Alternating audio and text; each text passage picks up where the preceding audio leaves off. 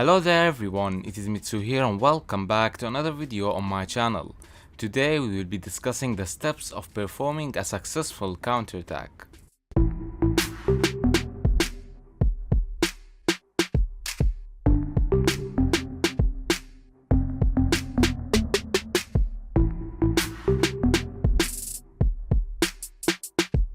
In this video, we will be discussing the general meaning of a counterattack.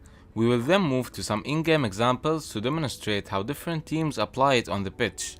And finally, we will be discussing the key reasons of failing to perform it successfully. So basically, counterattacks can be performed from any position on the pitch. Generally, once a player intercepts the ball, their teammates must instantly provide the attacking support to outnumber the defenders that did not participate in the previous attack. There are different types of counterattacks as well. Let's break them down into three categories. One in which the team plays a lot of short and quick passes while moving forward.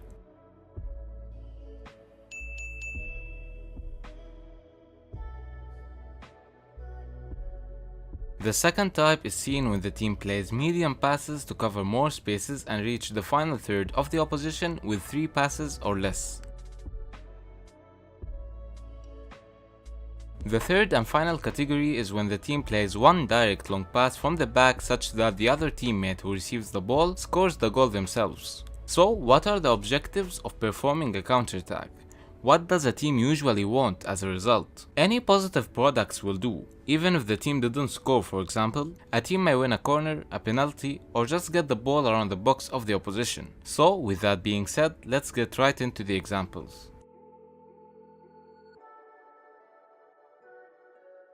In this example, Ederson drops the ball quickly to Gundogan in order to get the advantage before Chelsea players get back to the defensive phase. As you can see, one touch pass from every player as the team moves forward with the ball. But unfortunately, Sterling hit the post. Here, Paris Saint-Germain intercepted the ball and looked to create this quick transition. So an early and a quick pass to avoid tackles or tactical fouls from the opposition. Then 3 players played these shorter quick passes while moving towards the goal. 4 players are providing the attacking support here.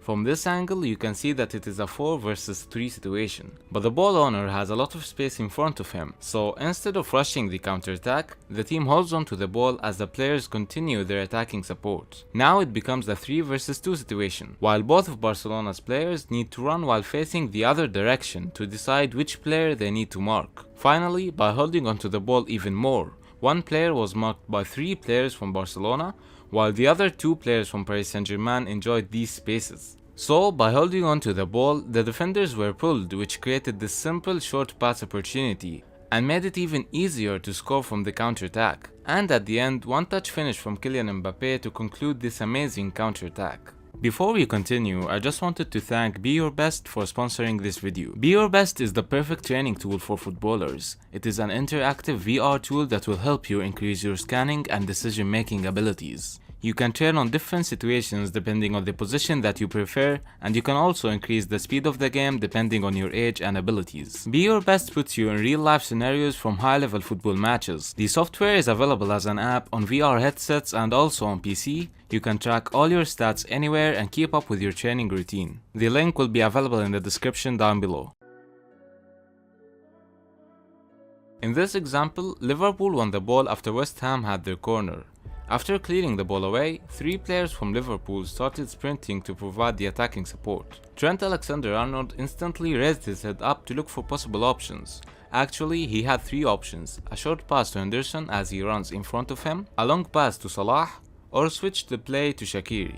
Choosing Shaqiri was the best option here, as if you have the opportunity to switch the play during a counterattack, it will be really useful as it will slow the opposition down even more.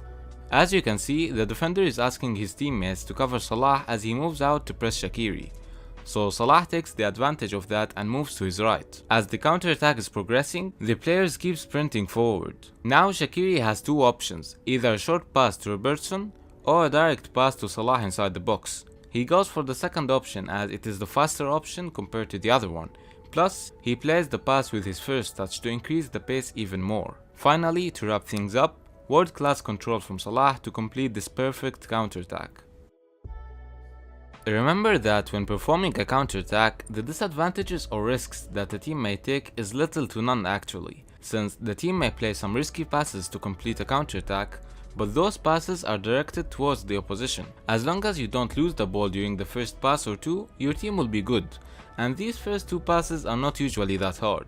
Also, you don't have to be losing the game to perform those counter-attacks, since as we discussed earlier, your team won't be losing anything really when you apply these counter-attacks, so you can go for them while winning to secure the 3 points.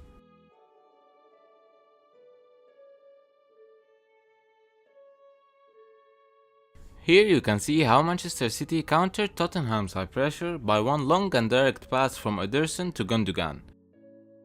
This needs some practice as well to create the link between the keeper or the defender and the player who will be responsible to perform this forward run behind the defensive line. And as usual, the finish is what sums up these counter-attacks. Moving to another Brazilian, here Alisson connects with Salah as he was waiting for the ball beside the half line.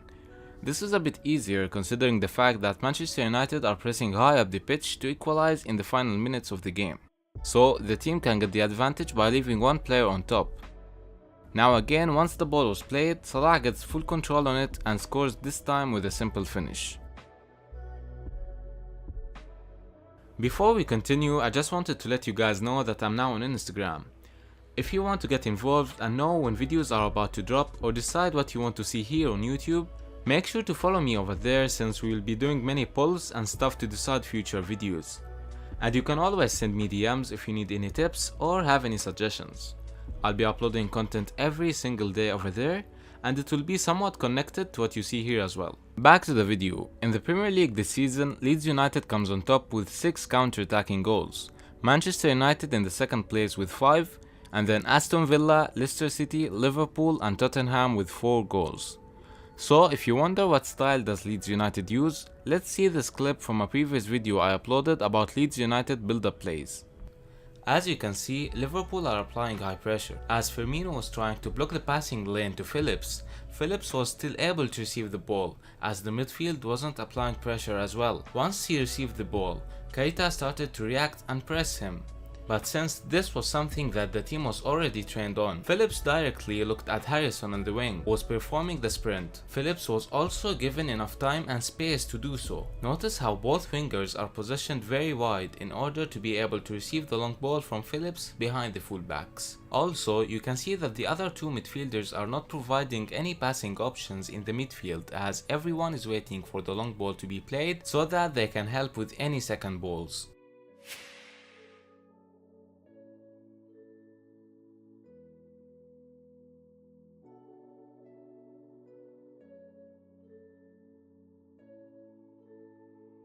Here, Chelsea managed to intercept the ball. Pulisic looked to check the space that he could run into, but for some reason, he didn't sprint forward.